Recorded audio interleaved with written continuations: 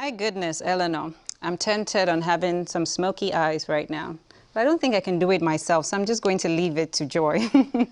Okay, thank you, Joy. Thanks, Chini. Thanks to you, Eleanor, as well. That was our beauty page on Cameroon Feeling. And I can see Sunday Geofrey is smiling because it's like women and makeup. I know he's thinking that. He's the coordinator of Support Humanity Cameroon, a humanitarian and environmental association created in 2017. You're welcome, Sunday. Thank you, Patience. How are you doing? I'm doing very fine. I'm glad to be on set again today. Yes, thanks for writing. You did it really simply. You applied, you want to be on the program, and here you are. So if you have something to say, please write to us online. My page on Facebook is available, Patience Mbele or CRTV Web. But right now we have to get to know Support Humanity Cameroon better. Tell us about it. Yeah. Support Humanity Cameroon, as you mentioned, was created in 2017. Mm-hmm. I grew up working a lot with communities, and there came a time I had a burden. I had to go extend what I've been doing, scale up to other communities and serve communities. And the best way I could do this was to create this platform. Mm-hmm. So we created Support Humanity Cameroon to solve multiple problems. We understand we cannot solve all the world's problems, but we have to solve multiple problems, from education to climate change to land restoration to providing livelihood support to communities. And this is what we have been doing in the Northwest region, in the West and in Central region. Okay, now the Sunday, the 5th of June is going to be World Environment Day, and we know that you are active in that sector. Yeah. Why is environmental protection such an important thing for you, and what have you been doing so far? Environmental conservation for me is very, very important. First, because I believe that we have to contextualize solutions to every problem that we're having. Yes. And taking the context of Africa and Cameroon, we're coming from communities that depend on agriculture, communities that have witnessed poverty for a very long time. Yeah. And I see that ecosystem degradation has been contributing to this poverty. And now I see an opportunity by providing a solution that will not only be environmental, but that can also economically empower communities. Okay. So to me, it's very important. Yes. And in Bamukumbi, this is the approach we are taking. Yes. We are working with indigenous communities, we are doing tree planting programs with communities, but we designed the tree planting program to actually meet economic needs of communities. What do you mean by that? We are planting economic trees. Okay. We are planting medicinal trees. We are planting fruit trees. Yes. But at that same moment, we are also planting timber trees that can provide habitat to wildlife, because we're looking at the possibility of people living in harmony with nature. Yes. And we're making this practically happen.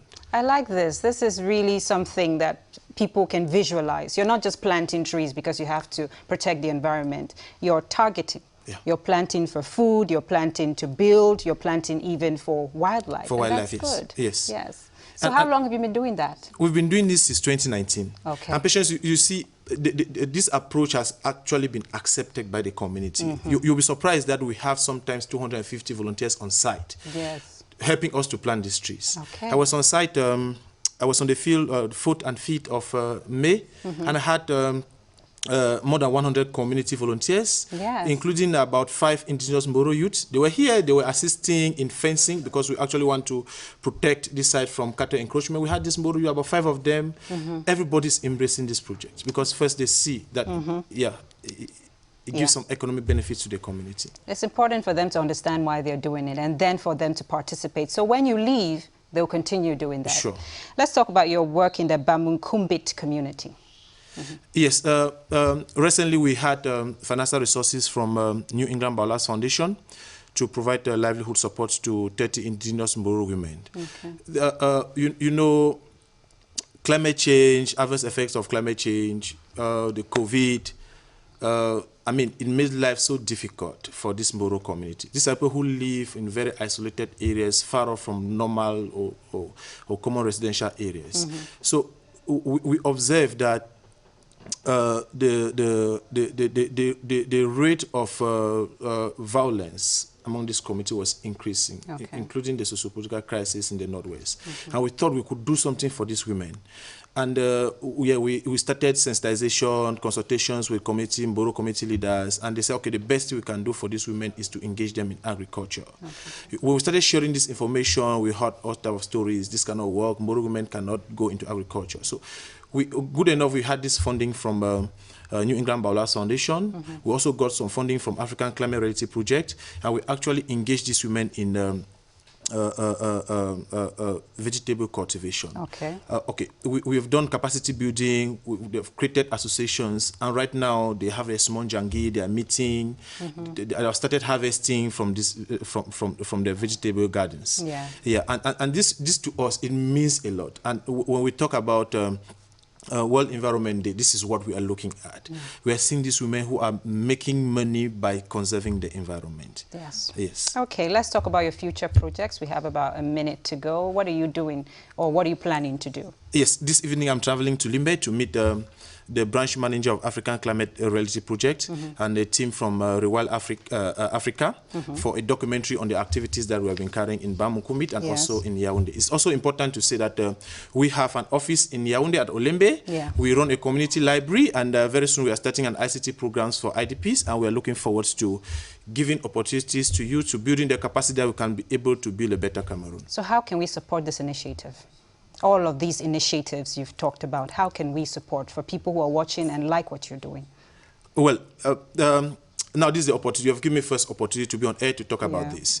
I feel that we need more capacity building. I've been at the ministry, we've discussed this, and we need more capacity building, and of course we need more financial resources. Because for 2 years I was using my own resources when we started. I was using my own resources. Considering that I've also had an opportunity to work with international organizations, I came back with some resources and I had to use this to work. So we need to engage more with local partners, and we're hoping that we'll be able to find local support, financial support from international organizations, from UN agencies, and all of that. And even individuals who have a heart. And also individuals, because I know there are many people out there who want to say, okay, let me give out to Mbororo youth. So how can they contact you if they want to reach out? Yes, my contact is 674-418466. You can also check me on Facebook or on Twitter, Sunday Geofrey. All right. Thank you so much, Sunday Geofrey. Please stay with us because I have some tips and ideas for you, thanks to Natasha Lehman, how to make baskets out of old newspapers.